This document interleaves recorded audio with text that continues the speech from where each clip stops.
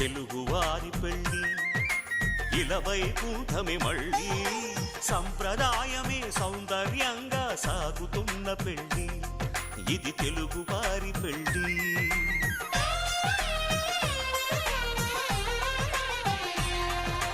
తెలుగువారి పెళ్ళి ఇలవైకుంఠమే మళ్ళీ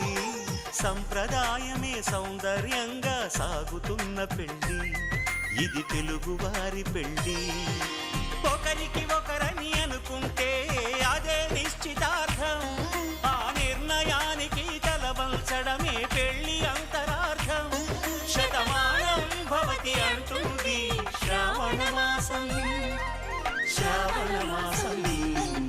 శ్రావణ మాసం తెలుగువారి పెళ్ళి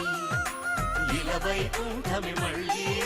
సంప్రదాయమే సౌందర్యం